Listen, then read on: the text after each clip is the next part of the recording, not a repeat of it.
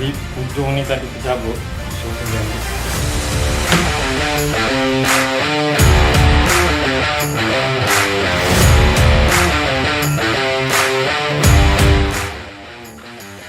Kita ni pakai kunci.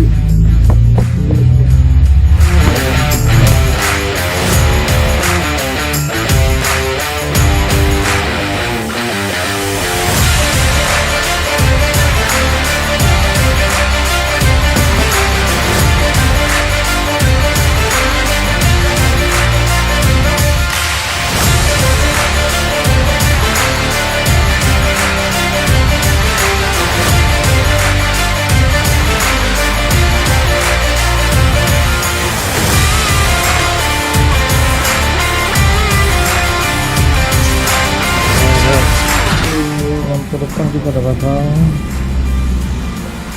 Jadi sekarang nak pasang dia punya lem lah. Lem lama kita kena buka daripada Mantap.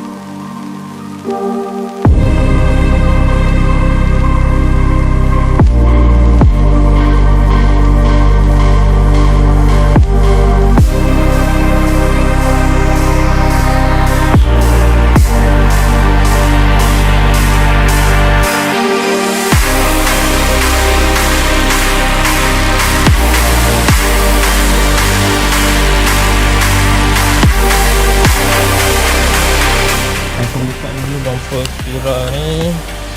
Okey. Kita buka dulu bumper Inspira.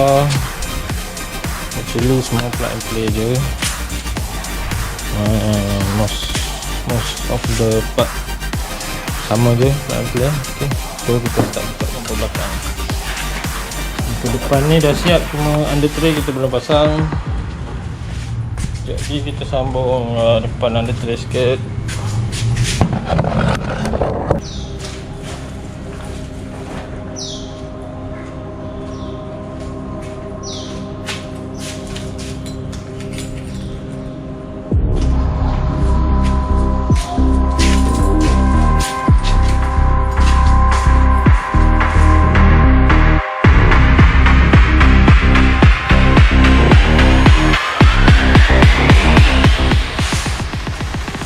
Yang paling leceh, paling leceh nak buka bumper belakang ni.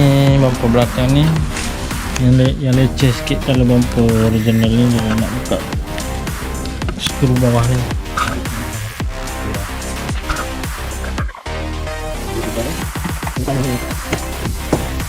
So kita nak itu congkil je lah.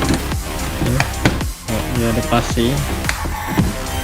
Kalau korang nak buka betul-betul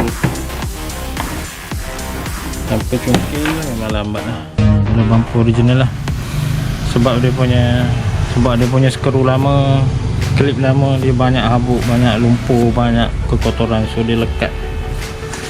nak buka tu. Lepas tu kadang-kadang ada yang ada leak ni lah, dia kacau ruang nak buka no pisang belakang. Korang nak kena buka leak dulu. Semua ni buang masa lah kadang-kadang tu. Okay. A few moments later. Okay guys, so ni bumper depan kita dah siap pasang lah.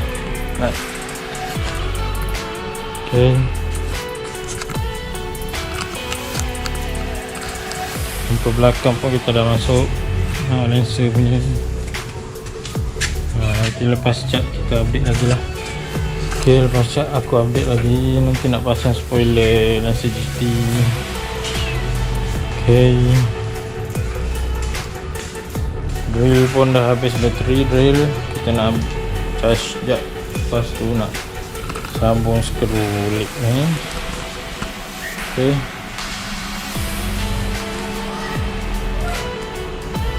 Alright. See you guys.